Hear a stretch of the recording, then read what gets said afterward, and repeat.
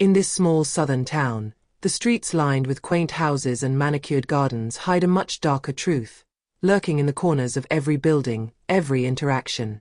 From a distance, everything seems calm, almost idyllic. Ancient churches stand as guardians of the past, and monuments to war heroes recall the glory of a bygone time. But behind this facade, another reality hides, a reality made of unsaid things, furtive judgments and invisible walls that separate those who possess power from those who fight to keep it. The residential area where the families of military officers, high-ranking officials and influential people reside is a microcosm of this city. Each house is a status symbol, a testimony of success and privilege. The streets are wide, lined with majestic oak trees, and the homes are full of traditions that have been passed down for generations. Yet, behind the wrought iron gates and perfectly manicured lawns, there is a palpable tension. The families of the powerful live in the shadow of their own expectations, locked into roles they are required to play to maintain their position. Women exchange glances full of innuendo, men whisper secrets behind closed doors, and children, although protected from the outside world, are also marked by a heritage that they do not always understand. It is in this setting that the story takes place, in this seemingly peaceful but deeply divided city. Here power is everything, and injustice, although subtle, is omnipresent. The line between the two is blurred, almost imperceptible to those immersed in it, as if simply being born in the right neighborhood or having the right connections was enough to justify authoritarian, even oppressive, behavior. General Samuel Mitchell understood this reality from an early age. Born in the working-class neighborhood, into a family where resources were limited but where love and discipline were omnipresent, he had seen injustices up close.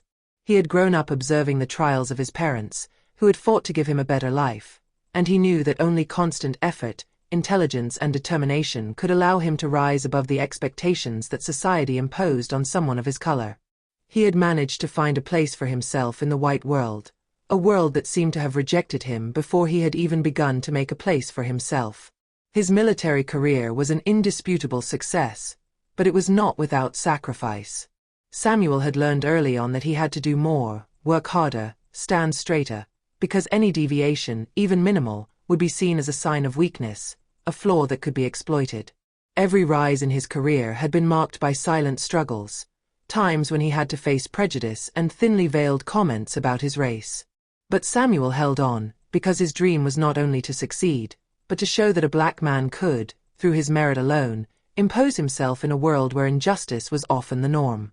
In his quest, he had built a family, a comfortable life, and raised his son Elijah with the same principles of hard work and discipline. But Elijah, although growing up in a privileged environment, did not escape this same reality. At 22, Elijah was already a brilliant young man, a respected cadet in the army, where he had joined after his university studies. He was everything his father had dreamed him to be: intelligent, serious, and unfailingly disciplined. But Elijah had something his father hadn't: an extra weight on his shoulders. He carried the color of his skin, and with it, the perception of the outside world. The looks he received were not the same as those of his white comrades.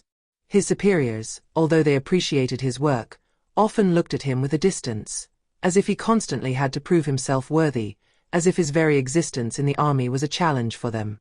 Elijah, although deeply proud of his family heritage, was beginning to realize that what his father had to face to get where he was, he also had to face in his own way. But for him, there was a difference. His father had been the one who broke down barriers, who opened doors. Elijah, on the other hand, had to constantly demonstrate that he deserved to be there, again and again. The racial stereotypes that surrounded his existence seemed inevitable.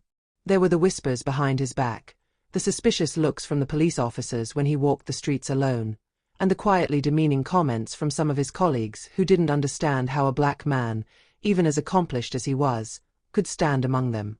They had difficulty accepting that a young black man could be a leader, an example of discipline and respect.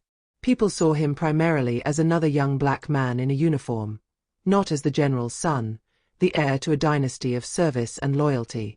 Although he had the same titles, the same distinctions, the same qualifications as his colleagues, to the outside world, his only crime was his color.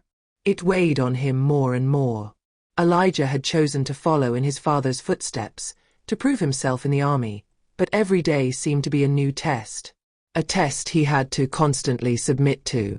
Because, no matter the ranks he climbed, no matter the discipline he embodied, for many he remained a simple reflection of the past that society tried to forget.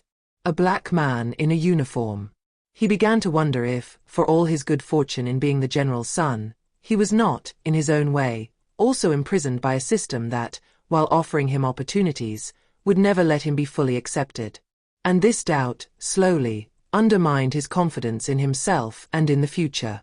The weight of his heritage, his name and the color of his skin mixed in his mind, sometimes preventing him from knowing who he really was and what he stood for.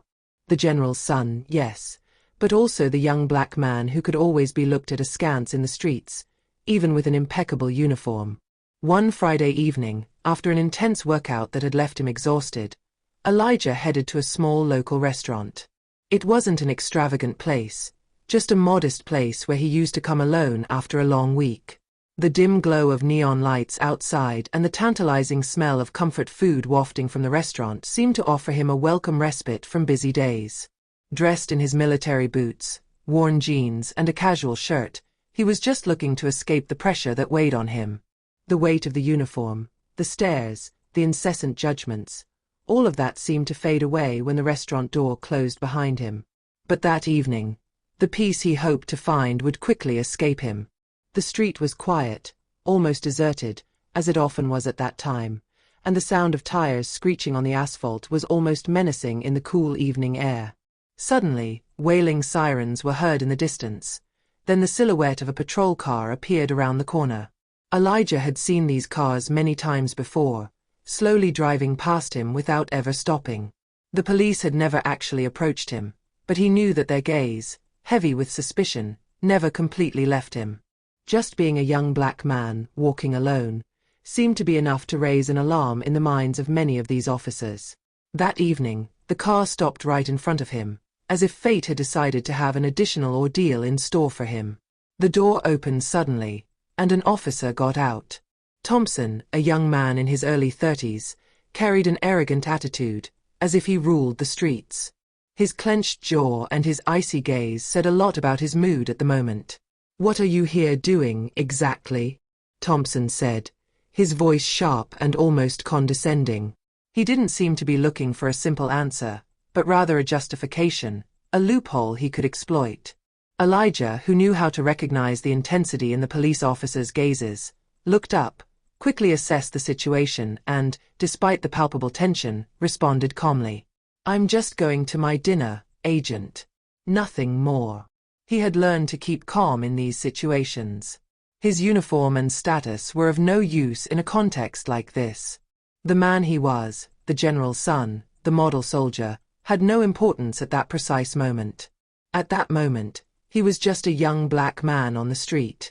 But this response, measured and calm, seemed to have the opposite effect of what he hoped. Thompson was not satisfied. His gaze hardened and his tone became sharper. "Where exactly are you going and why are you here at this time?" he asked again, his words heavy with suspicion. Elijah felt the air thick with tension. It was clear that Thompson wasn't just looking for an explanation. He sought to provoke, to test the limits. The young soldier, a little more annoyed but still in control of himself, allowed himself to respond with a touch of irony in his voice. "I told you, Agent. I'm going to dinner. Nothing more. Why do you care?" The question hung in the air, but Thompson had no intention of letting it go. His eyes, filled with palpable contempt, stared at Elijah. This was not a simple routine check. It was not a question of security or public order.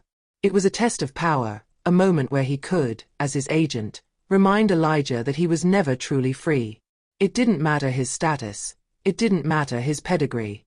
Thompson saw him as a young black man. And that was what mattered. A young black man who had no place at that time, in this space, in this city. Elijah, more and more uncomfortable, felt this coldness in Thompson's attitude, this way of reducing his simple existence to a question of color and social status. But he also knew that reacting impulsively would only make things worse.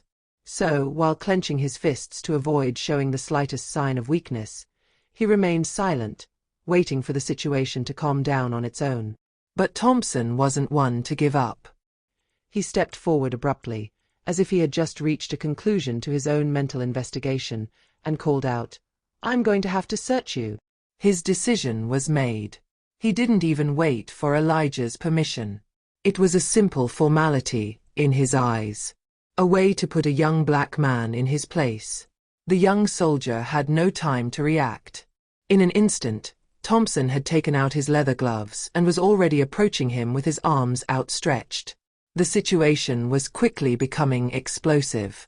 Elijah, although accustomed to the tension in his interactions with the police, felt the noose tightening around him. Humiliation, anger, and deep weariness were intertwined in his thoughts. He knew that any resistance could be interpreted as aggression, and consequences would then be inevitable. But he couldn't help but wonder why he, a man who had dedicated his life to serving his country, a dignified man, respected by his peers, still had to deal with this. Why, when he was acting within the law, was he reduced to a suspect, a potential target simply because of the color of his skin? "You have no right to search me for no reason," he finally said, his voice barely trembling, but full of defiance. "I'm going to dinner. There's no reason for you to stop me."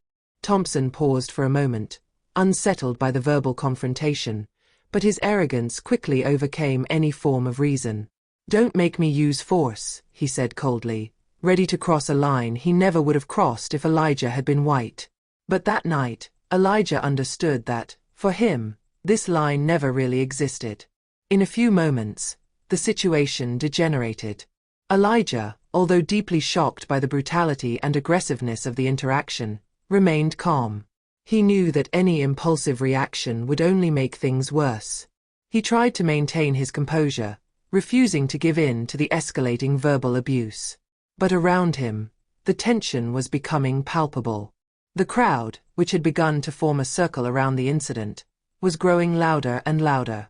Some spectators were murmuring, stealing glances between them, while others were already pulling out their phones to film what seemed to be an inevitable confrontation.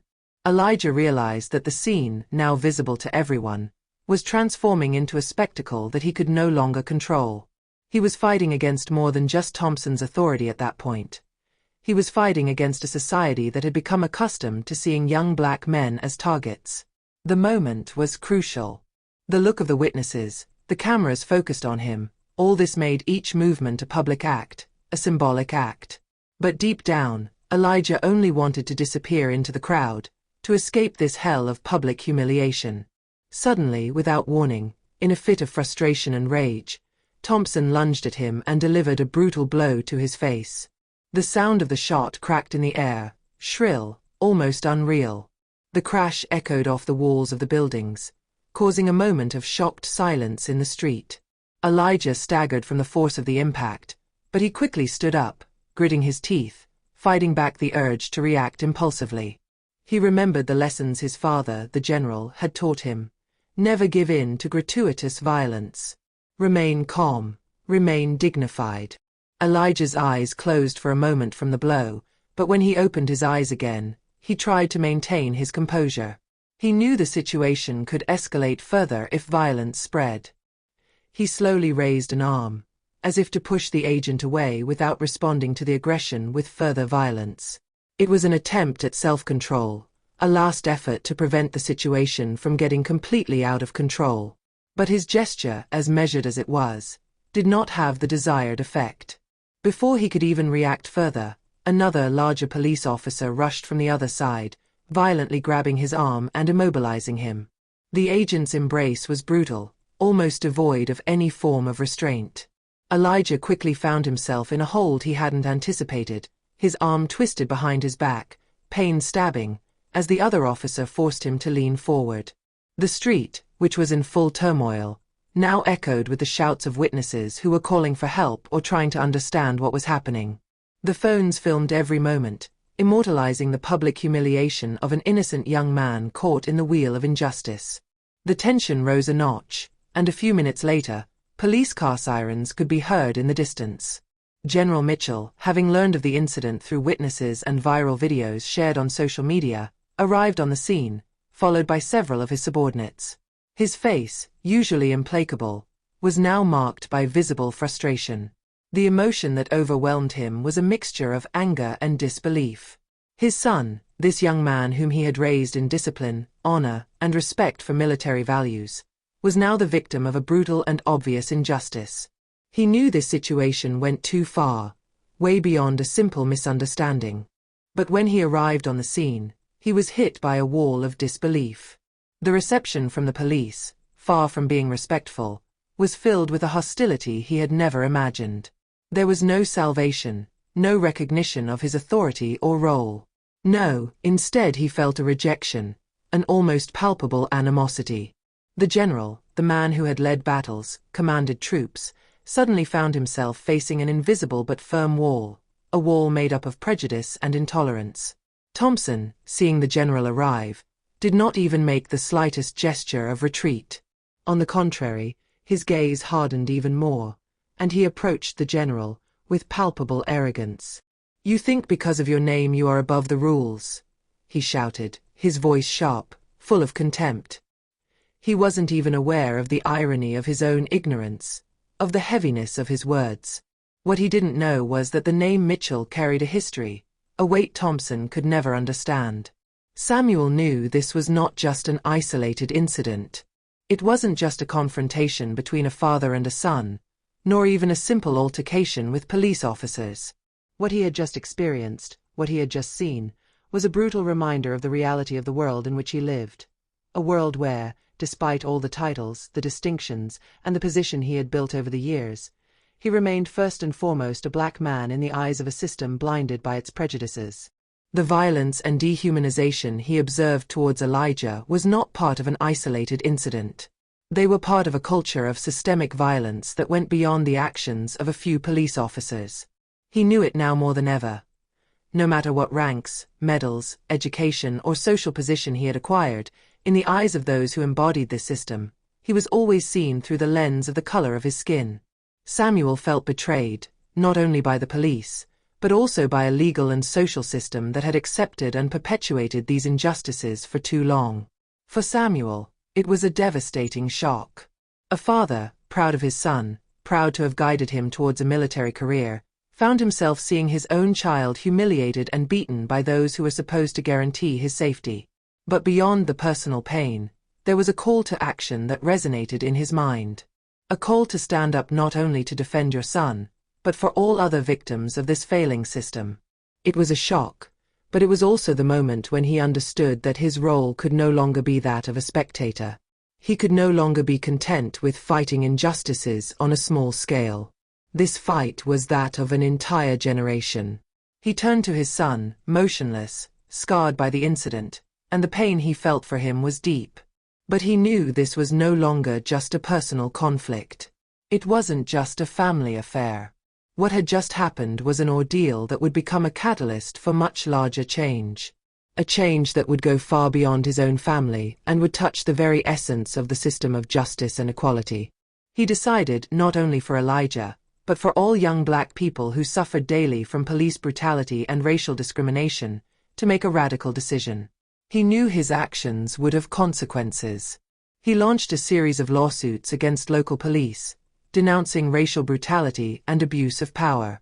Samuel, with his military experience and political connections, used his position and influence to demand justice, not only for Elijah, but for all those, like his son, who did not have the means or the platform to speak out.